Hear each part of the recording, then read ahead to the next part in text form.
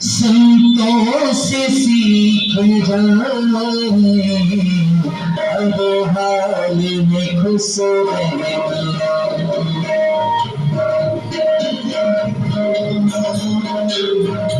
हर हाल में खुश रहना संतों से सीख जाए हर हाल में खुश। हर हाल में खुश रहना संतों से सीख जाए हर हाल में खुश। संतों से सीख जाए हर हाल में खुश रहना।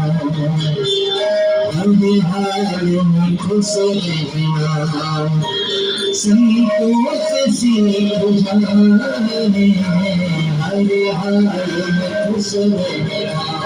जय हो।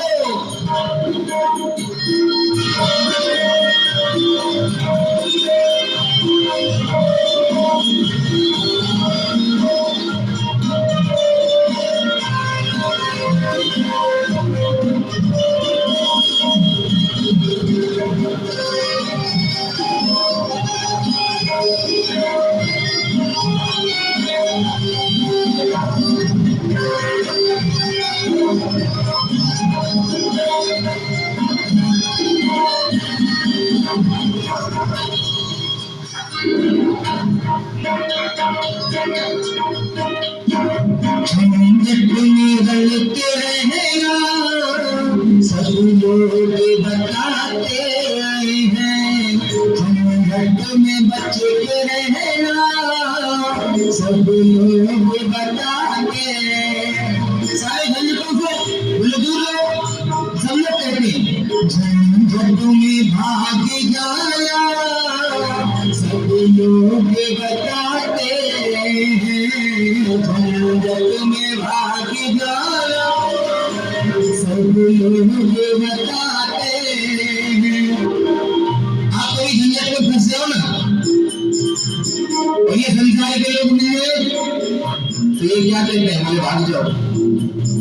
अगर तुम्हें बच के रहना है तो भाग जाओ। झंझट से बच के रहना झंझट में भाग जाया सब लोग बताते हैं। झंझट में भाग जाया सब लोग बताते हैं। झंझट से बच के रहना झंझट से बच के रहना संतों से सीख जाए। झंझट से बच के रहना संतों से सीख जाए।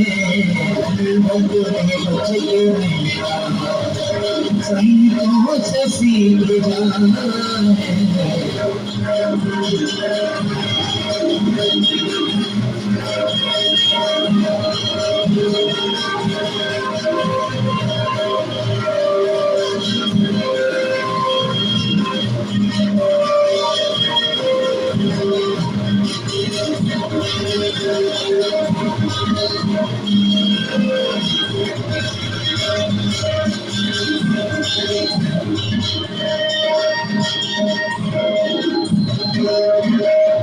हर हाल में खुश रहना हर हाल में खुश रहना संतों से सीख जाए।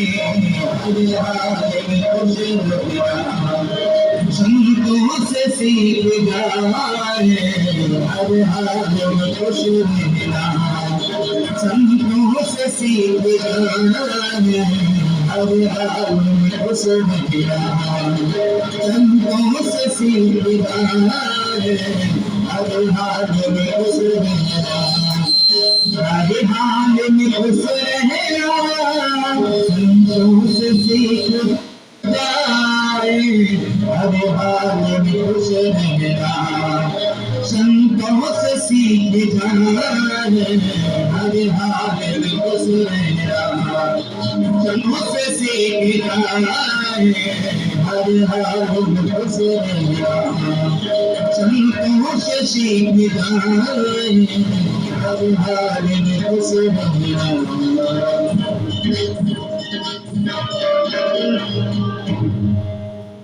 झंझट से भाग जाना सब लोग बताते हैं, पर झंझट से बच के रहना संतों से सीख जाना। जिनका संतों का साथ होता है उसे भगवान की प्राप्ति होती ही होती है। यहां सुखदेव जी महाराज से राजा परीक्षित ने प्रश्न कर दिया,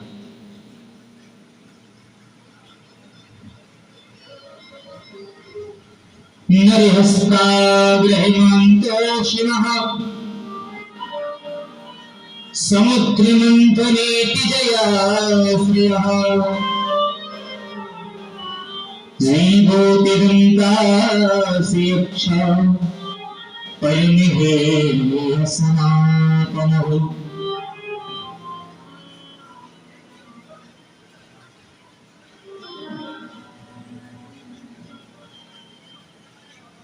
बोले महाराज,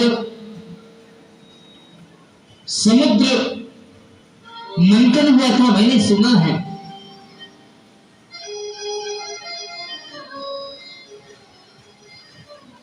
सुखदेव जी महाराज ने कहा कि हाँ, जिस समय दैत्य गुरु शुक्राचार्य, जो दैत्य गुरु शुक्राचार्य है ना, एक बार इंद्र के पास गए।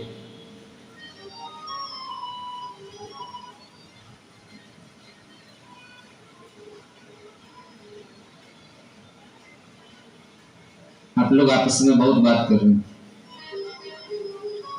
गलत बात है।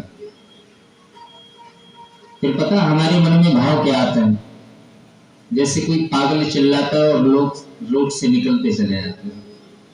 बोलना पड़ेगा, हम तो पागल हैं, ये तो सही बात है, लेकिन हम पागल हैं गोविंद के नाम के, गोविंद के धाम के। सोचते हैं कि आपको भी पागल कर दे, लेकिन आप लोग इतने चतुर हैं, इतने बुद्धिमान हैं कि होने वाले भी नहीं। हाँ, बोलना पड़ेगा, आप लोग इतने चतुर हैं, बुद्धिमान हैं। आज के युग में होड़ नहीं लगती, बोले हम तुम्हें पागल कर देंगे, बोले हम तुम्हें पागल कर देंगे, बोले तुम हमें नहीं जानते, बोले तुम हमें नहीं जानते, बोले हमें आज तक कोई हरा नहीं पाया, बोले हम खुद नहीं हारे। यही होड़ हमारी आपकी लगी है। हम कह रहे कि हम पागल हैं, आपको कर देंगे, आप कह रहे कि तुम स्वतः पागल हो तो पागल ही रहो, हम तो बुद्धिमान हैं। लेकिन हम पागल हैं मां के बिहारी के।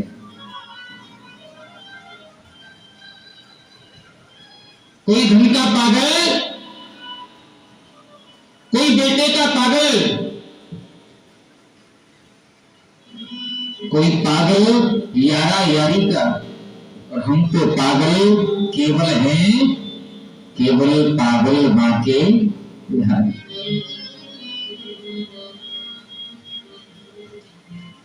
तो हम तो ऐसे पागल हैं, आप बात भी करते रहो तब भी हम बोलते ही रहेंगे, निरंतर बोलते रहेंगे, बंद नहीं होने वाले, कितना भी आप प्रयास कर लेना। समुद्र मंथन में 14 रत्न निकले,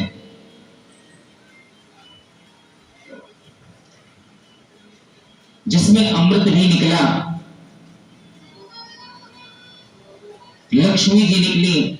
लक्ष्मी जी का विवाह नारायण के साथ कर दिया गया।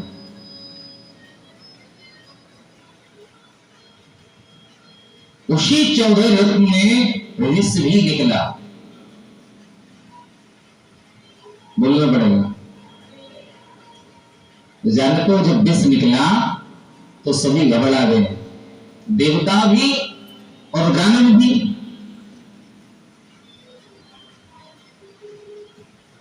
जब दोनों घबरा गए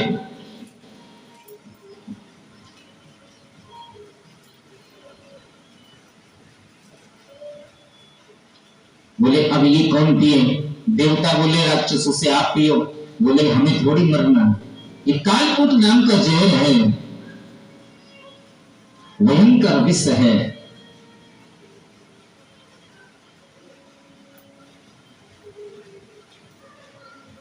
देवता घबराने लगे, दानव घबराने लगे। बोले क्या करें? विष्णु जी खड़े थे, बोले ऐसा करो, ये भोलेनाथ के पास चलो, वो बताएंगे क्या करना है इसका, क्योंकि उनके पास विषधर भी रहते हैं, बड़े बड़े सर्प हैं, हो सकता है ये जहर वो पी जाए, क्योंकि वो जहरीले हैं। भोलेनाथ के पास गए। पार्वती मैया को पता चला कि विष का जो प्याला है वो लेकर के भोलेनाथ के पास आए हैं।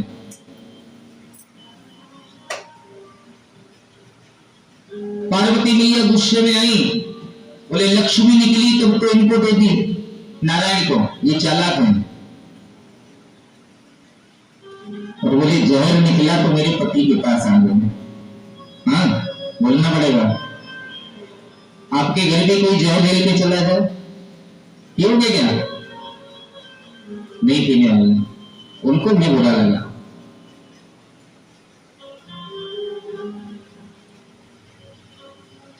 लेकिन भोलेनाथ ने वो विष का प्याला लिया। जानते भोलेनाथ सबसे ज्यादा सुंदर थे पूरी सृष्टि में, और श्लोक भी कहता है जो रोज हम आप गाते हैं, कर्पूर्णिगारं करुणावतारं।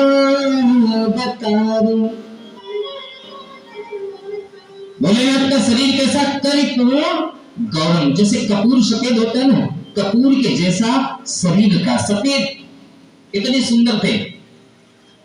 कर्पूर गौरम करुणावतारम।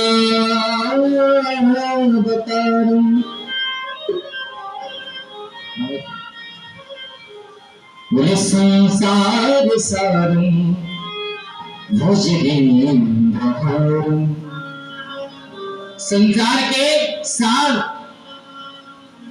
भुजगेंद्र, जिनके बड़े बड़े सर्प हैं जिनके साथ में, भुजगेंद्र हारम, जिनके हार बना करके गले में धारण किए हुए,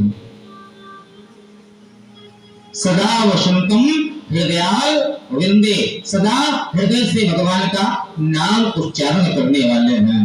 हृदयाल विंदे भवम भवानी सहितम नमामि, जिसके साथ भवानी खड़ी है ऐसे प्रभु को मैं प्रणाम करता हूं। ये इतने सुंदर थे, कपूर के जैसा इनका शरीर है। और जब भोलेनाथ ने ये विष पिया है तभी से वो नीलकंठेश्वर हो गए। बोले नीलकंठेश्वर भगवान की, नीलकंठ हो गए।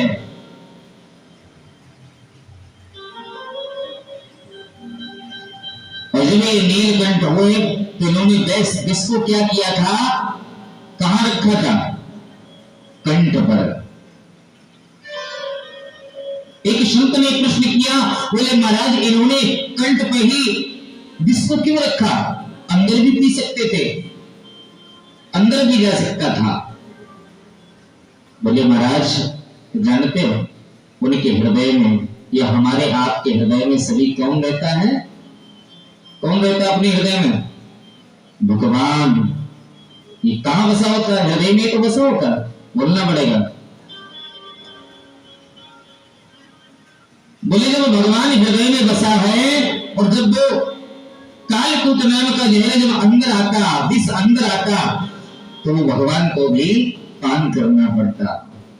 तो भोलेनाथ ऐसे कैसे होने देते? तो उन्होंने उस जहर को कंठ में ही रोक दिया, इसलिए नीलकंठ कहे। उनका शरीर नीला पड़ गया। ऐसे हमारे भोलेनाथ।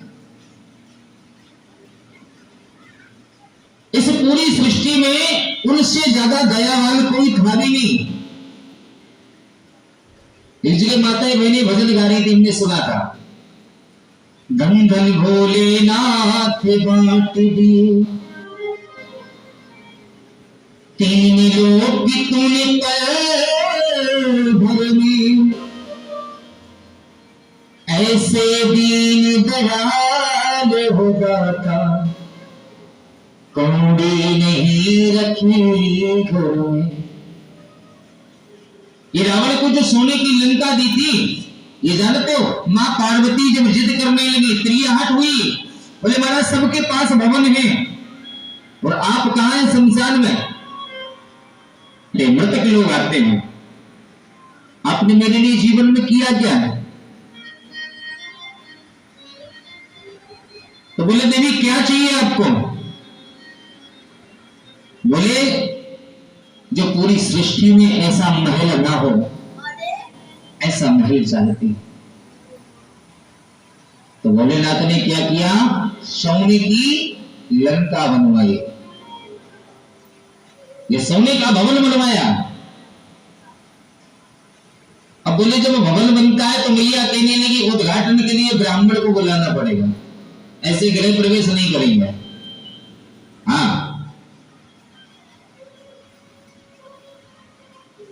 भोलेनाथ तो बोले देखो ऐसा है कि हम आप यही गृह प्रवेश कर ले तो ठीक है।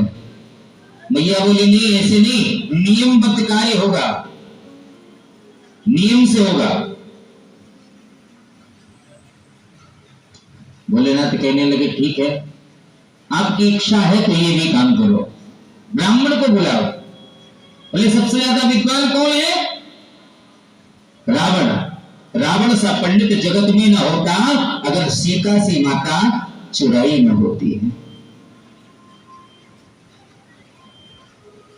कालदेव शनिदेव जिसके जेल में पड़े थे, 4 वेद 6 शास्त्र जिसके द्वार पर खड़े थे, रावण सा पंडित जगत में न होता अगर सीता सी माता चुराई न होती। बुलाया, बुलाओ। रावण आया, उसने जब भवन देखा तो मोहित हो गया। संसार में ऐसा भवन कभी देखा ही नहीं, वो भी सोने का। गृह प्रवेश हुआ, पूजन हुआ। पूजन करने के बाद रावण बोला मैया दक्षिणा।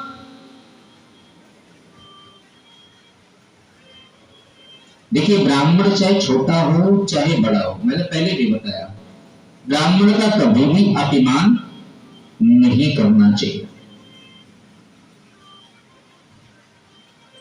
ब्राह्मण को बुलाकर के अपने घर में रखना कोई सहज नहीं है। आप लोग अपने लिए इसलिए हम सारी बात बता दें कि जीवन में कभी आपसे गलती ना हो, इसलिए बुलाने की आकांक्षाएं तो सभी लोग रखते हैं, पर उनका मान रखना हर कोई नहीं जानता। ब्राह्मण से ज्यादा सरल व्यक्ति भी कोई नहीं होता, ये मैंने कल भी बोला था। आप उनको रोड के किनारे भी लेटा दोगे ना तो वो लेटने के लिए तैयार हो जाएंगे, लेटते भी हैं, लेकिन भाव से आप भी उनके साथ नहीं हो। कल भी मैंने बताया था, एक ब्राह्मण को घर में रखना एक हाथी को पालना बराबर है। पता नहीं कब क्या मांगने लगे, किस चीज की जिज्ञासा आ जाए और वो मांगने लगे और आपने ना दे पाई, पता नहीं मन में क्या सोचे। पर हम तो नहीं सोचते, सब कह रहे, ये तो ठाकुर जी जानते होंगे। मैं किसी के लिए कभी बुरा नहीं सोचता, क्योंकि बुरा जो देखना नहीं चला, बुरा न मिलिया कोई, जब दिल देखो आप पढ़ो तो मुझसे बुरा न कोई।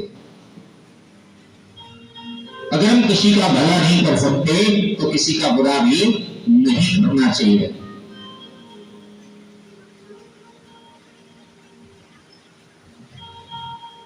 ब्राह्मण ने आपके घर में पूजन किया, जाप किया, और ब्राह्मण जैसे वहां से निकला, पूरे दिन भगवान का भजन किया कि नहीं, मंत्र का उच्चारण किया कि नहीं, माला की कि नहीं, पूजन किया कि नहीं, जो भी किया ब्राह्मण ने उसका मुख पवित्र हो गया है। और जब वो पूजन करता है, मंत्र का उच्चारण करता है, उस समय जिह्वा पर सरस्वती विराजमान होती है। बोलना पड़ेगा। आज हम भी आपको कथा श्रवण करा रहे हैं तो हमारे कहीं न कहीं जिह्वा पर हमारी मां बैठी है। नहीं तो मेरी औकात नहीं थी आपको कथा श्रवण कराने की, मैं तो कुछ हूं नहीं। हाँ,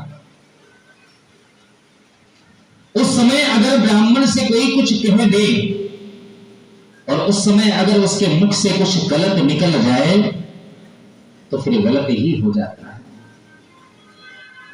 इसलिए ब्राह्मण की संतुष्टि करना केवल प्रेम से है। हम आपसे 1 रुपए भी नहीं मांगे और आप उधर से लाके 1 लाख रुपए दे दो, फिर मेरा मन क्या करेगा? अरे 2 लाख कहते तो तुरंत दे देता, 1 तो तुरंत ही दे दिया। बोलना पड़ेगा। अगर 2 दे देते तो 3 की आकांक्षा रखता, 3 दे देते तो 4 की आकांक्षा रखता। जो ऐसी आकांक्षा रखने वाले ब्राह्मण हैं, इनको सरलता से कभी मत लेना। मैं ब्राह्मण की बुराई भी नहीं करता हूं, लेकिन ब्राह्मण हमेशा संतुष्ट ही होना चाहिए। असंतुष्टा द्विजानिष्टा, जो असंतुष्ट ब्राह्मण है वो सुखा का नाश करता है, वो आपका भी कर देगा। इसलिए संतोषी ब्राह्मण को बुलाना चाहिए। पहले पूछ लेना चाहिए, महाराज मेरी इतनी श्रद्धा है, हाँ मेरा इतना भाव है, फिर आप बताएं। ये धन की बात नहीं हो रही है, कहने का भाव जो मैं दे रहा हूं वो समझना। धन तो हर कोई लेता है और हर कोई देता है, लेकिन अपना बहुमूल्य समय और भाव जरूर उसके पास रखना पड़ेगा। जीवन में कभी भी आप असंतुष्ट नहीं होंगे और जीवन में आपके साथ कभी भी बुरा नहीं हो सकता। बोलना पड़ेगा। अमृत निकला, देवता लोग लेके भाग गए।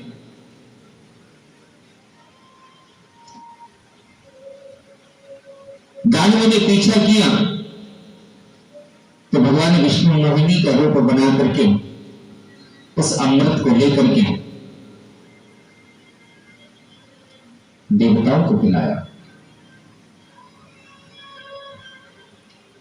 एक व्यक्ति ने देख लिया कि जो मोहिनी है ना, ये कलश बदल बदल करके दूसरा कलश लेती है, देवताओं को पिलाती है, और जब हम लोग पीते तो दूसरा कलश हाथ में होता है। ये छल कर रही है, तो वो देवताओं का रूप धारण करके देवताओं की पंक्ति में बैठ गया और उसने भी अमृत का पान कर लिया। और जो अमृत का पान कर लेगा वो जीवन में कभी नहीं मर सकता।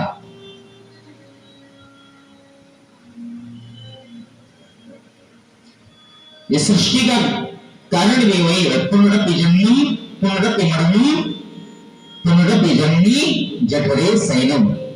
बार बार लोग मरते हैं, बार बार जन्म लेते हैं। कारण यही है कि जीवन अगर एक बार आप सुधार लो तो जीवन में कभी भी बार बार जन्म नहीं लेना पड़ेगा। आप श्री राम भगवान के पास ये निरंतर रहोगे। ऐसा भाव होना चाहिए, ऐसा कार्य होना चाहिए। भगवान ने जब देखा वो दैत्य भागने लगा, भगवान ने अपने चक्र से उसका गला काट दिया। जो आज भी हमारी कुंडली में जो सर है वो राहु, जो धड़ है वो केतु के रूप में विद्यमान रहते हैं। यही राहु और केतु हैं जो हमारे ग्रह में शामिल हो गए हैं।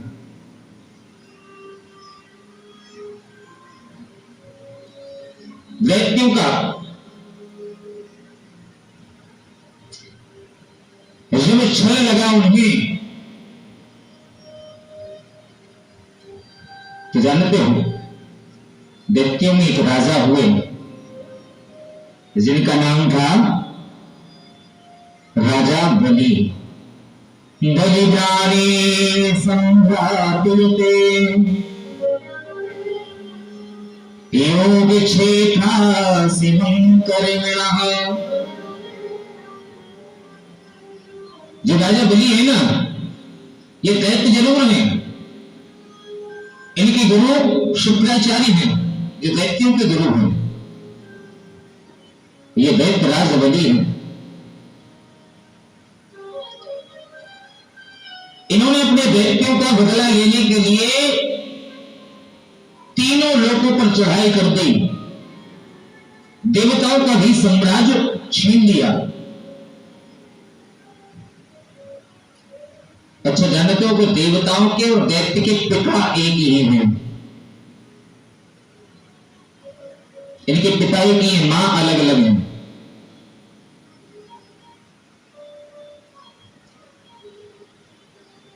दिति के देवता है, आदिति के दैत्य हैं। देवता लोग भागते हुए आए मां के पास,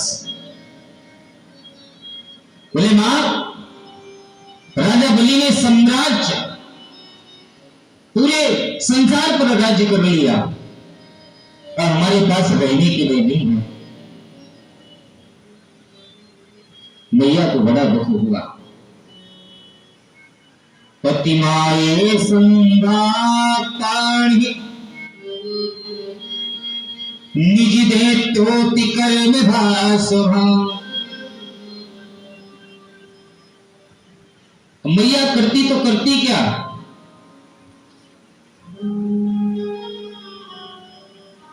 अपने पति के पास गई। ये जो राजा बलि है ना, इतने दानी हैं कि इनके पास कोई भी व्यक्ति आ जाए, ये किसी को कुछ मना नहीं करते थे।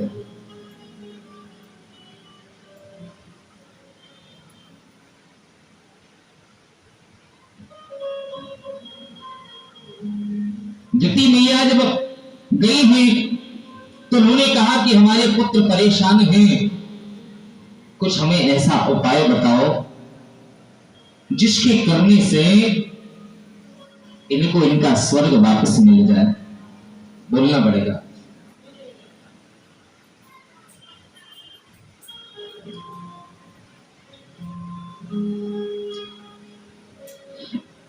उन्होंने दिति मैया को एक व्रत बताया। ध्यान से सुनना, ये आप सभी के काम में भी आएगा।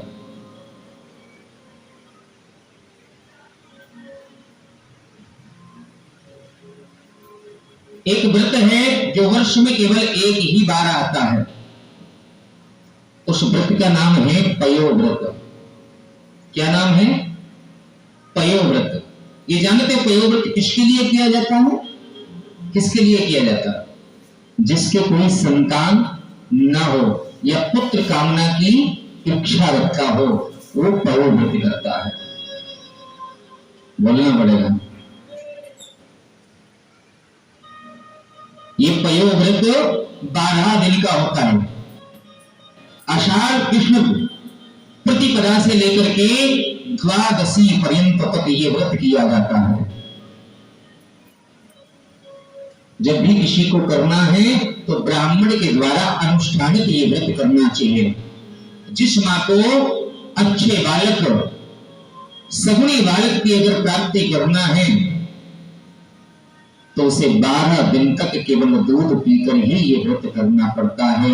इसलिए इस व्रत का नाम पयो व्रत रखा गया है। बोलना पड़ेगा। उन्होंने किया, और जब व्रत किया तो उन्होंने एक सुंदर से बालक को जन्म दिया। ये सुंदर से बालक का नाम जानते हो क्या है? बावन भगवान। ये केवल 52 अंगुल के ही हैं। बोले 52 भगवान। ये 52 भगवान जो है, इनको किसी ने छत्र दिया, किसी ने कमंडल दिया, सारे देवता उपस्थित हो गए। किसी ने लंगोटी दी, कौपिन दिया, किसी ने पैरों में खड़ाऊ दी।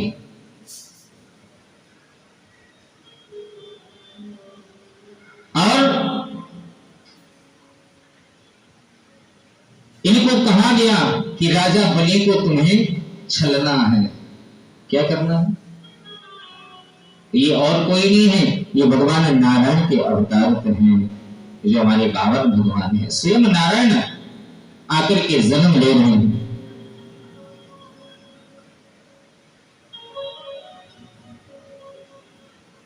और भगवान ने जब जन्म लिया, बावन भगवान ने,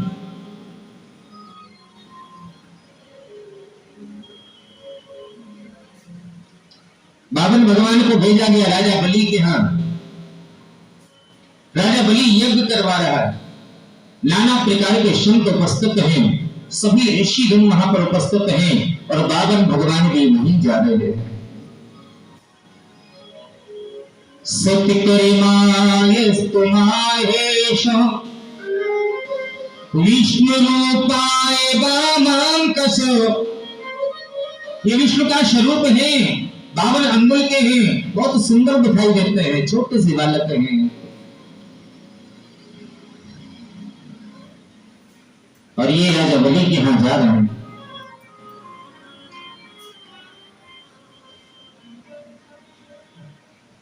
जानते हो, देवताओं की लगन भगवान से ही तो लगी थी, तभी मां के पास आए और मां ने वो व्रत किया तो हमारा गोविंद स्वतः चल के आया। और जिसकी लगन भगवान में लग जाए तो भगवान को आना ही पड़ता है, बोलना पड़ेगा। जिसकी लागी, ताली बजा के चलेंगे क्योंकि भगवान का अवतार है ना। अरे जिसकी लागी रे लगने भगवान ने, जिसकी लागी रे लगने भगवान ने, उसका दिया तो जलेगा तूफान में। जिसकी लागी रे लगने भगवान ने, उसका दिया तो जलेगा तूफान में।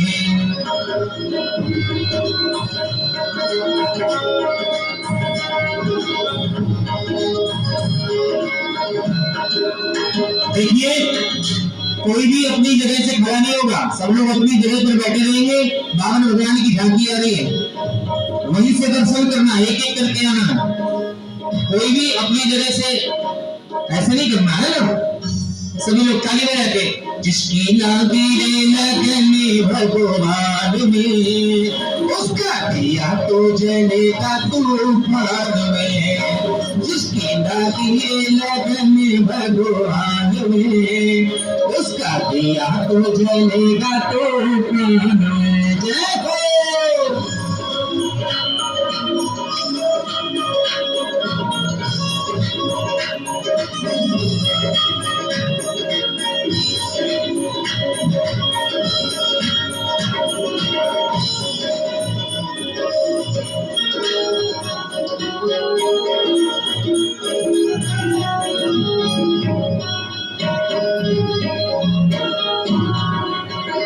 जिसकी लागी रे लगने भगवान में, सभी लोग बोलेंगे।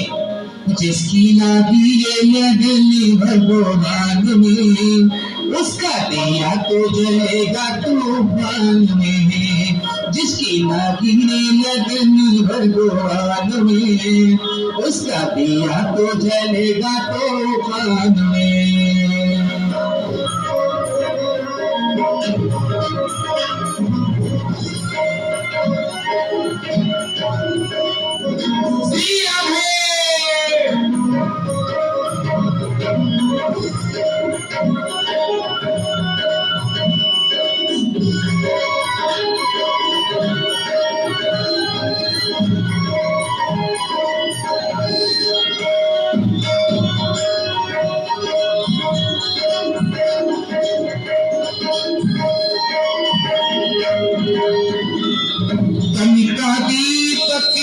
मन की बाती, कनिका दीपक मन की बाती, हरि भजन को तेरे, हरि भजन को तेरे।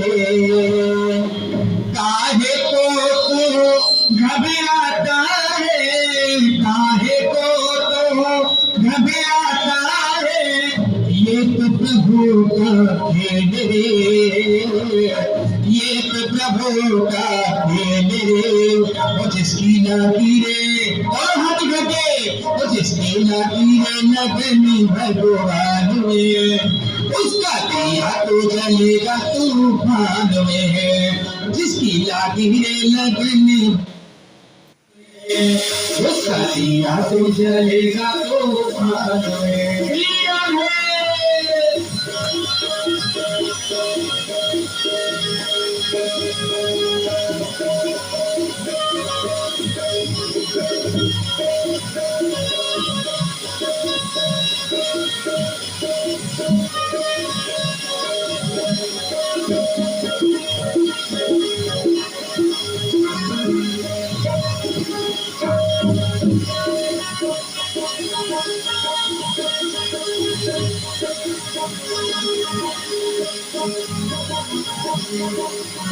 इस दुनिया में कौन बनाए सबके देखे काम रे, इस दुनिया में कौन बनाए सबके देखे काम रे, इस दुनिया में कौन बनाए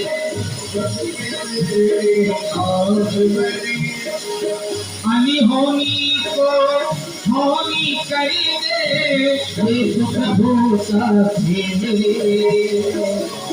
अली होनी को होनी करी दे, इनका नाम है प्यार